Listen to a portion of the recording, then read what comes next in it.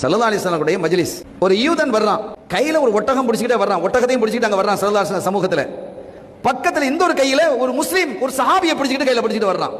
என்ன அப்படின்னு கேட்கும் பொழுது அந்த யூதன் சொல்றான், என்னுடைய ஒட்டகத்தை இந்த முஸ்லீம் திருடிட்டார், நான் பிடிச்சிட்டு வந்திருக்கிறேன். இந்த முஸ்லீம்கிட்ட கேட்கறாங்க ஸல்லல்லாஹு அலைஹி வஸல்லம், என்னப்பா நீ திருடுனியா அப்படின்னு கேட்கறாங்க. நாயகமே, நான் எப்படி திருடுவேன், நான் திருடல நாயகமே, இந்த ஒட்டகமே என்னுடையது.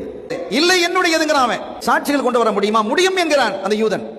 அவன் போனா ஒரு 4 பேரை கூட்டிட்டு வந்துட்டான், சாட்சிகளாக கூட்டிட்டு வந்தான். அந்த 4 பேர் சொன்னாங்க இந்த ஒட்டகம் இவனுடையதுதான்.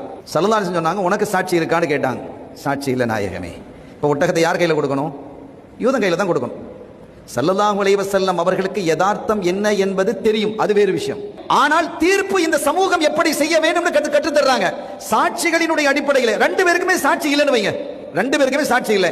இப்பவும் அந்த ஒட்டகத்தை யார் கையில் தான் கொடுக்கணும்? யூதன் கையில் தான் கொடுக்கணும். ஏன்னா அவங்க கையில் தான் பொருள் இருக்கிறது. இப்போ ஒட்டகமும் அந்த யூதன் கையில இருக்கு, சாட்சியும் 4 பேர் சொல்லிட்டாங்க. இப்ப இந்த முஸ்லிம்னுடைய கையில சாட்சியும் இல்ல, ஒட்டகமும் இல்ல. இப்ப இந்த ஒட்டகத்தை யாருடைய கையில கொடுக்கிறது? ஸல்லல்லாஹு அலைஹி வஸல்லம் தீர்மானிப்பாங்க. தீர்மானிக்கிறது மட்டுமில்ல, அடுத்த விஷயம் என்னன்னா, ஒட்டகத்தை திருடினால் என்ன செய்யணும்? கையை வெட்டணுமா இல்லையா? இப்ப முஸ்லிம்களுடைய கையை வெட்டுமாறு ஸல்லல்லாஹு அலைஹி வஸல்லம் உத்தரவு பிறப்பிக்கிறாங்க. இப்ப இந்த முஸ்லிம் அல்லாஹ்வோடு மானசீகமாக தொடர்பு கொள்கிறார். யா ரப்பி, உன் ஹபீப் முஹம்மதுர் ரசூலுல்லாஹி ஸல்லல்லாஹு அலைஹி வஸல்லம் அவர்கள் செய்த தீர்ப்பு சத்தியம்.